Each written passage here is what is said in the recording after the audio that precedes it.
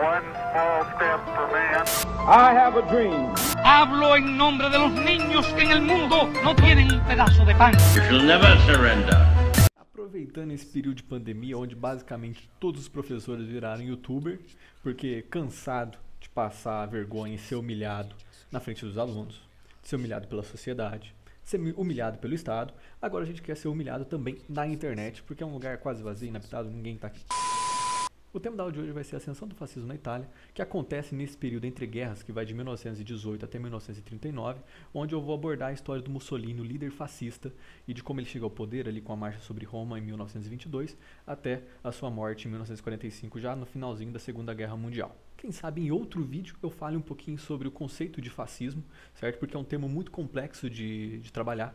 É muito comum que as pessoas peguem uma característica ou outra do fascismo e façam um malabarismo teórico para encaixar nas mais diversas ditaduras do que aconteceu no século XX. Então é um termo bem complexo, mas aqui eu vou situar o fascismo no seu contexto histórico, na sua experiência histórica do fascismo italiano, e depois, quem sabe, em outro vídeo a gente aborda essas características. Mas, veja bem, eu não vou fazer isso com uma aula tradicional, eu vou tentar fazer isso do jeito mais ridículo possível, enquanto eu jogo Sniper Elite 4, um jogo da Segunda Guerra Mundial.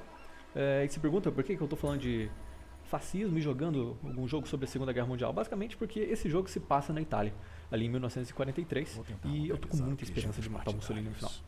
E onde eu vou controlar esse cara aqui, Karl Fairbairn, que é um atirador de elite que foi enviado pela OSS para descobrir ali os planos e as novas armas que os nazistas estavam fazendo. Até o momento que eu não matei nenhum camisa negra, nenhum fascista, só nazista.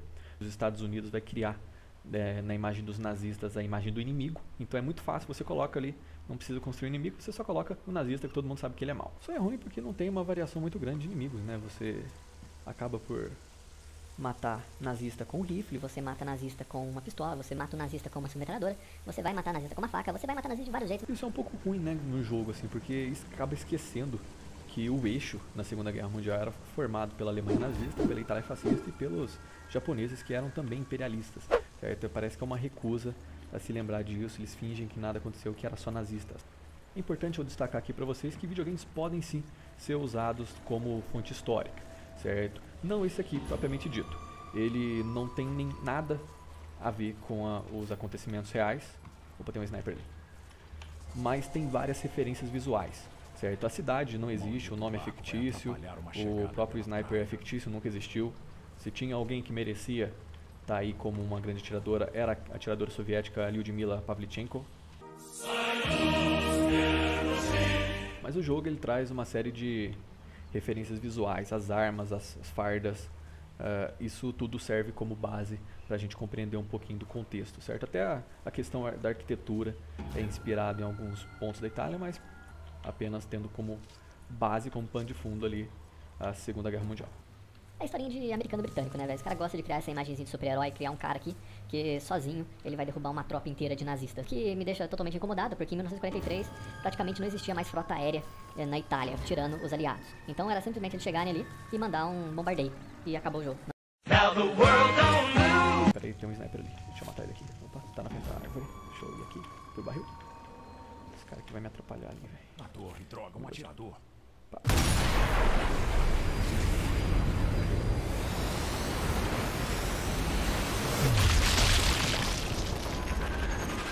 O gráfico do jogo é meio ruim, tá? Mas vocês jogam Free Fire, então não vão se incomodar. Tá aqui, mas cadê? Cadê? Aqui. Ó, esse aqui é um oficial. A gente pode ver pelo fardamento que ele tem o cap nazista. Vou matar os dois. Não deu.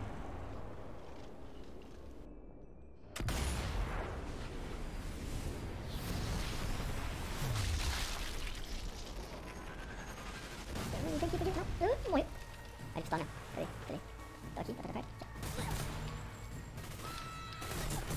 Johnny. Bom, pessoal, para a gente compreender o que foi o movimento fascista naquela experiência italiana de 1922 até 1945, a gente precisa compreender o contexto histórico em que isso vai acontecer, certo? Entender os antecedentes e o que levou isso a acontecer. A gente vai ter ali no final do século XIX uma experiência imperialista. Pera. Nossa, no cabelo, cabelo e Leila. Bom, você pode aprender um pouquinho de biologia também, certo? Aprendendo em que órgão que está sendo alvejado. Ali no final do século XIX, as potências europeias, grandes países como França, Inglaterra, própria Alemanha, vão estar passando pela segunda fase da Revolução Industrial.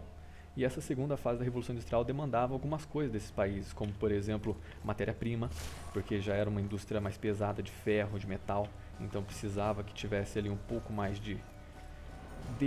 dessa matéria-prima, e também de novos mercados consumidores, porque não adianta nada você ter uma revolução, você conseguir produzir muito mais coisas de forma muito mais rápida e não ter quem comprar. Então eles precisavam de mercado consumidor e de matérias-primas. Então, não achando mais isso na Europa, eles vão começar a olhar para outros lugares, para os outros continentes, principalmente na África e na Ásia, que tinham essa... não vai dar. Que tinham matéria-prima em grande quantidade.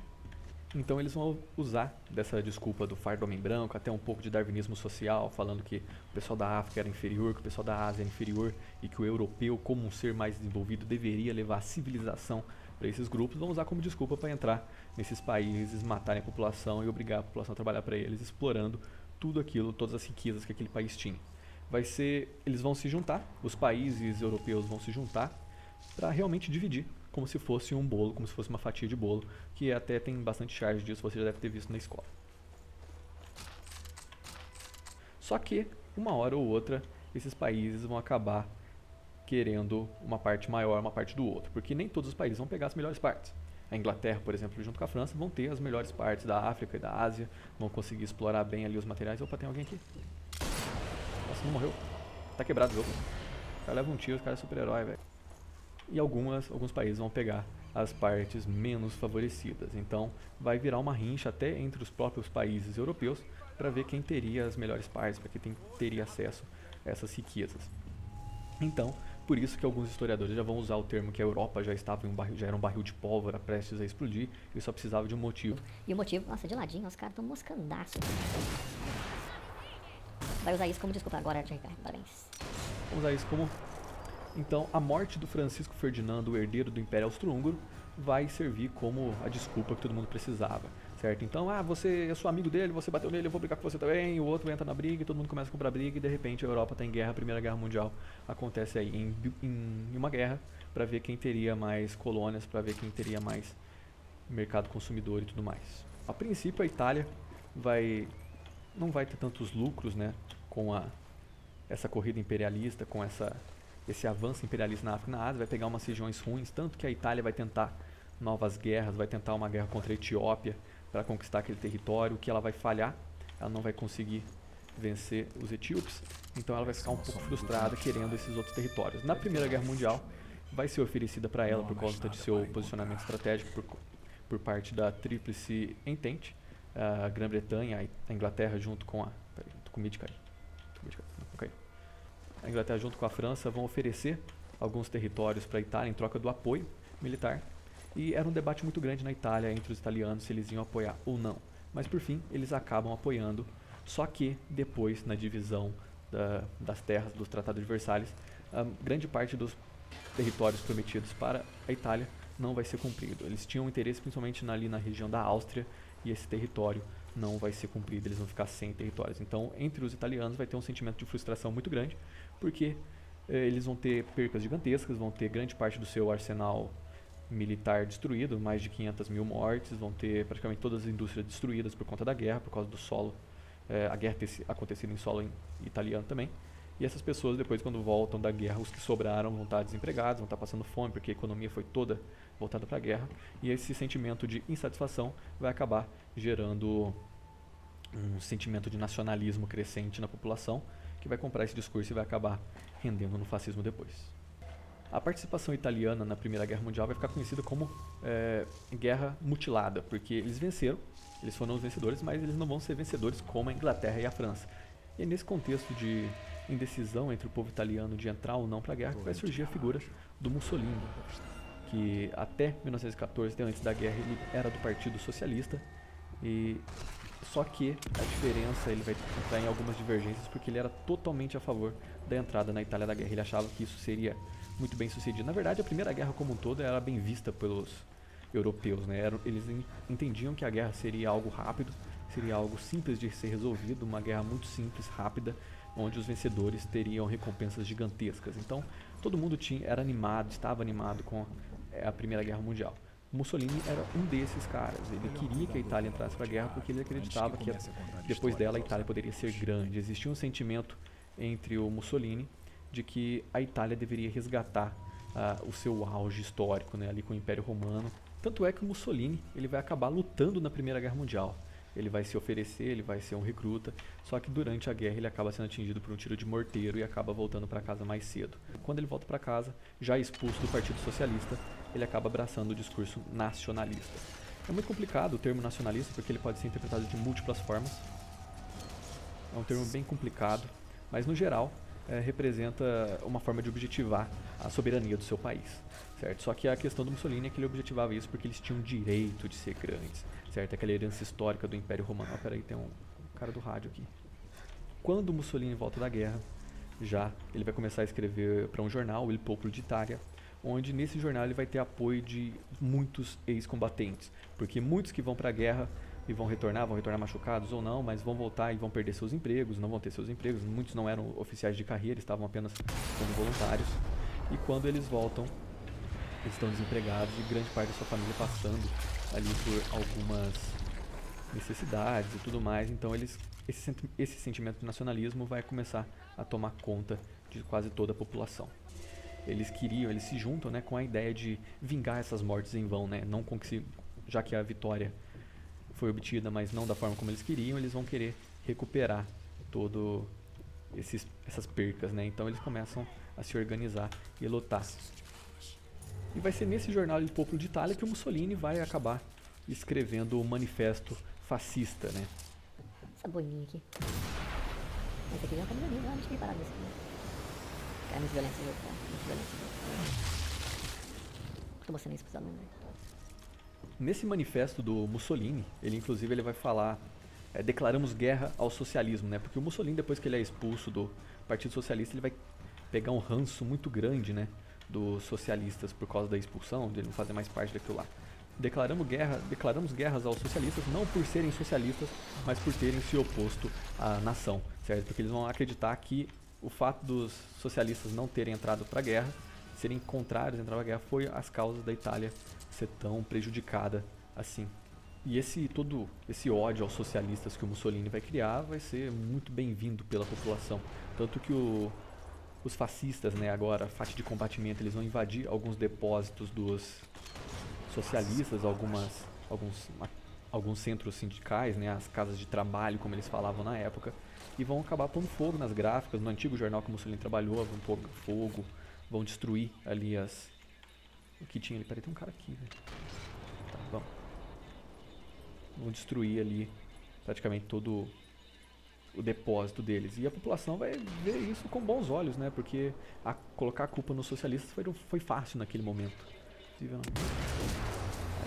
menos o cara do rádio de nada, ele não vai chamar reforço, então eu tô de boa. Morreu. Eu tô sem vida, vou morrer.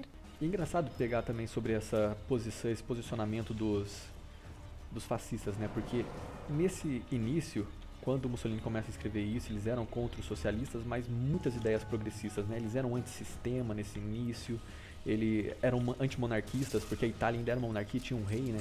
Mas os fascistas, eles eram contrários, eles tinham um posicionamento totalmente contrário a isso, eles eram anticlericais, porque a Itália sempre teve uma relação muito grande com a Igreja Católica, né? Tanto que a sede da Igreja Católica do Vaticano fica dentro da Itália. Defendiam ali uma Itália laica, veja bem, laica não quer dizer que era ateia, né? Eles só defendiam que todas as religiões fossem respeitadas e não uma só. Algumas ideias progressistas também, como a taxação de grandes fortunas, que é uma ideia tipicamente dos socialistas, da esquerda, o voto universal.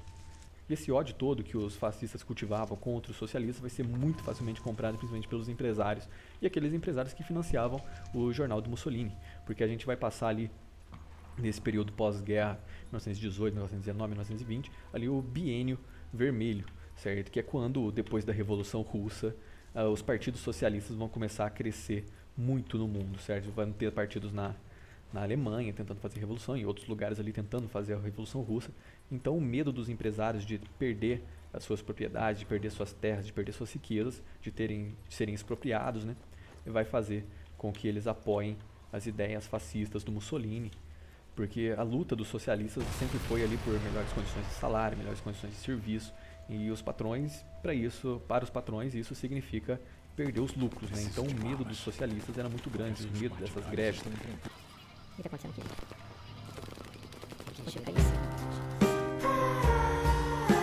Só que até aí os fascistas eles eram apenas uma milícia, certo? Era só um grupo organizado que saía batendo em socialista, que saía causando terror. Mas aí o Mussolini vai começar a querer mais poder. E é por causa disso que ele vai começar a ter a ideia, a ter a vontade de criar um partido que assim o faz, né? O Partido Fascista. Teremos ali as eleições, os fascistas vão se candidatar, não vão vencer, a maioria ainda vai ser socialista, só que aí vai ser nesse momento onde a maioria vai ser socialista, onde os liberais, os monarquistas e os fascistas, dentro já do parlamento, eles vão se juntar para fazer um governo de coalizão, porque se eles se juntassem, talvez os socialistas não pudessem governar, essa era a ideia deles, e assim eles vão fazer. Cara, acho que tem muita gente que eu acho que não deu conta. Eu acho que eu vou dar meia volta aqui. Eu acho que não tá pra mim isso daqui. E a partir do momento que eles fazem esse governo de coalizão, todas as pautas ali que os fascistas tinham, que eram até um pouco mais progressivas, eles vão pegar e vão jogar no lixo, certo? Agora eles são a favor da monarquia, são a favor da religião ainda, porque tudo isso ganhava um apoio da população média e da burguesia principalmente. E por conta dessa agitação que os fascistas vão fazer contra os socialistas, essa invasão nas gráficas, nos sindicatos e tudo mais, os socialistas vão usar uma última cartada que eles vão ter ali em 1922, 1921, 1922, onde vai ser as greves, vai fazer uma grande greve geral, só que os fascistas vão dar um jeito de tentar pôr um fim nisso. Quebrado, meu velho, não é possível. Olha, o cara me acertando, não tinha nem como. Porque essas agitações socialistas e tudo mais na greve vai aterrorizar um pouco a população, principalmente as camadas médias, e é onde o Mussolini, junto com os fascistas, vão usar para preservar a ordem e a paz dentro da Itália. Esse aqui é oficial. Então o Mussolini ele aproveita de toda a confiança que os fascistas terão para justamente dar o ultimato. Ele vai falar basicamente ou eles nos darão o governo ou nós tomaremos, porque agora a partir disso os fascistas, os camisas negras, que eram como eles se reconheciam, eles vão ter muito mais prestígio na sociedade, então eles vão dar essa cartada e eles organizam para 1922 ali a marcha sobre Roma. E nesse momento o rei italiano, com medo, o Vittor Emanuele III, com medo do que poderia acontecer, de perder o poder, de acabar sendo executado talvez, ele vai acabar optando por fazer um governo de conciliação. Ele vai chamar o Mussolini e o Duce para organizar um governo de coalizão. Ele assume o poder, ele vai começar uma perseguição ainda maior com os socialistas. Ele vai juntar os camisas negras, vai tornar uma milícia oficial do governo, vai começar uma série de perseguições. Teremos deputados assassinados, deputados socialistas assassinados, teremos ainda mais saques e destruição de centros sindicais e de organizações do Partido Socialista, além de tortura e assassinato da oposição de forma geral, muito mais sistemática agora.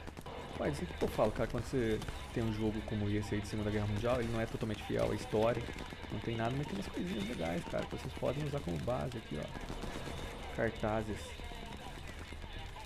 fascistas, aqui principalmente a gente vai ter vários cartazes nesse pedaço aqui da cidade. Aqui ó, o Partido Nacional Fascista, a ideia dos militares, os camisas negras e tudo mais. Ó, o Duce, que era o nome que se dava ao Mussolini, né? Ele tinha o título de Duce, que é de Duque, né? O mais alto de toda a nobreza. Tô correndo aqui pra ver se eu acho alguma coisa do símbolo dos fascistas, mas não tô achando nada. Então eu explico pra vocês. Peraí, tem um cara aqui. O cara aqui tá perto. Ó, mais uma fotinha do Mussolini aí. Partido Nacional Fascista. Duce. Que isso, cara, tá doidão. Perdidaço, perdidaço. Deixa eu correr aqui. Interessante pensar sobre o símbolo dos fascistas, né? Eles vão usar a palavra fati, né? Ela vem de fatilitorio, que é um antigo símbolo romano para os magistrados romanos na época do Império usavam, que quer dizer peixe. basicamente, né? São várias juntas que envoltas por um machado, né, que representava força. Basicamente para dizer que sozinho, se você pegar uma vara sozinha, ela quebra facilmente, mas se você colocar várias juntas, elas se tornam mais fortes e mais difíceis de serem quebradas. Essa era a ideia, né, por trás do símbolo fascista, o fatilitorio. Em 1926, já com o Mussolini no poder, ele vai fazer a proibição dos outros partidos. Então a gente vai ter um sistema unipartidário, um sistema de partido único dentro da Itália, onde agora não era mais permitido qualquer tipo de oposição. Nem socialista, nem liberal, nem monarquista, nem nada. Agora, se você quisesse fazer política, você teria que ser um fascista. O que vai praticamente expulsar quase todo mundo, porque ninguém queria se juntar aos fascistas mais, né? Qualquer um que fosse oposição antes não queria se juntar. Em 1927, o Mussolini vai assinar a Carta del Lavoro, né, a Carta do Trabalho, que vai ser basicamente a formação do Estado corporativo fascista. Então, a partir dali, o Estado aqui ia tomar conta dos embates entre a classe trabalhadora e o patronato, né, a camada dos... Opa, esse cara moscando aqui. Só que, é muito interessante, lembra quando eu falei que, basicamente, quem ajudou os fascistas a chegar no poder eram as grandes empresas, os caras que patrocinavam o jornal? Então, nesse momento vai ser muito difícil que as decisões do Partido Fascista sejam tomadas a favor da classe trabalhadora. A partir disso, né, então a luta de classes é extinta e a unificação dos interesses em prol de progresso da nação vai ser o discurso que o Mussolini vai adotar.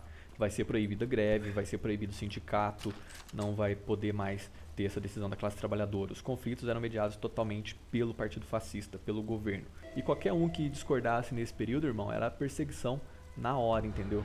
Não tinha conversa não. Se você discordasse do Partido Fascista, você era perseguido. Se você queria lutar pelos seus direitos, para um salário melhor, e não fosse de acordo com o Partido Fascista, você era perseguido, torturado, até podendo ser morto. Vai ser assinado também em 1938, se não me engano, o Tratado de Latrão, certo? Que vai ser o acordo, a criação do Estado do Vaticano, onde um acordo da Igreja com o Mussolini, eles vão criar ali o Estado do Vaticano dentro de Roma, permitindo ali um Estado independente pela religião católica, não confiscando os bens, o que vai gerar um apoio gigantesco dos católicos para com o fascismo, né? Vai ter uma empatia muito grande nesse momento por causa dessa criação. E temos início então aí a Segunda Guerra Mundial. A Itália, por causa desse acordo com a Alemanha nazista, por causa dos vários embargos que sofria, vai acabar entrando na guerra junto. Olha aqui, ó, só voltando a falar aqui um pouquinho sobre a ideia da história, né? Faz parte de nossa história, então precisamos resgatá-la, que é a ideia de resgatar a ascensão do Império Romano, né? É engraçado também que o Brasil vai ter a participação ali na Segunda Guerra Mundial, mas toda a sua participação vai acontecer na Itália, juntamente aqui contando com a ajuda dos partigianos, né, que aqui a gente acaba ajudando aqui no jogo em alguns momentos, porque é a resistência entre a população, né, um grupo de guerrilha, onde a população vai se armar para lutar contra os fascistas. Não tinha uma organização, não tinha um exército, não tinha nada, era apenas a população se unindo e se defendendo. Deixa eu ver se explode. Nazista explode? Nazista não explode, cara, a gente pode chegar a essa conclusão aqui. E eles vão ajudar os soldados da FEB, a Força Expedicionária Brasileira, que vai ser enviada em 1944 para retomar as regiões ali, principalmente na linha gótica próxima a Monte Castelo, onde vai ser a principal batalha, onde os brasileiros foram mais vitoriosos, tiveram a sua maior conquista durante a guerra. Os italianos serão bem sucedidos, eles vão capturar o Mussolini, ele acaba tendo que fugir de Roma, ele vai se isolar no norte, ele cria uma outra república no norte da Itália, abandonando o sul, que foi totalmente conquistado pelos aliados na Segunda Guerra Mundial, mas pouco depois ele é encontrado, ele é sequestrado e assassinado pelos partigianos, né, pela própria resistência antifascista italiana. Matar nazista é gratificante, é uma violência. Deixa eu ver isso aqui, acalma o coração da pessoa. O corpo dele ficou pendurado ali por uma semana, sendo escorraçado, pendurado de ponta cabeça, escorraçado por toda a população. E tanto que o Hitler, quando tem acesso a essa informação, que ele vai acabar se matando, dando fim à guerra na Europa. Os partigianos vão ter uma música muito conhecida, que já era um pouco mais antiga, mas que vai ser muito cantada nesse momento, que é a Bela Tchau, certo? Que vocês devem conhecer aqui no Brasil, graças ao MC Eminem como Só Quer Vral. Que só quer vral, só quer vral, só quer... É importante compreender, então, resumindo aí de forma geral, que o fascismo, em tempos de crise, em tempos de ascensão da classe trabalhadora, quando a classe trabalhadora começa a ter um pouquinho mais de poder, a querer almejar um pouquinho mais de seus direitos, a classe burguesa, a classe da elite, aqueles que detêm os meios de produção, acabam querendo se afastar um pouco disso e manter o controle, mostrar que são eles que mandam. Então o fascismo acaba sendo uma dessas ferramentas. O fascismo vai ser bancado pelos empresários tanto na Alemanha quanto na Itália para barrar, para impedir que os socialistas chegassem ao poder. Então espero que tenham entendido um pouquinho sobre o fascismo. Não sei se deu certo, é muito difícil jogar e falar ao mesmo tempo. Espero que tenham gostado. Se entenderam, muito bem. Se não entenderam, manda mensagem para mim no grupo lá que eu vou tentar tirar o máximo de dúvidas que eu conseguir. Agora sem jogar, eu acho que fica mais fácil.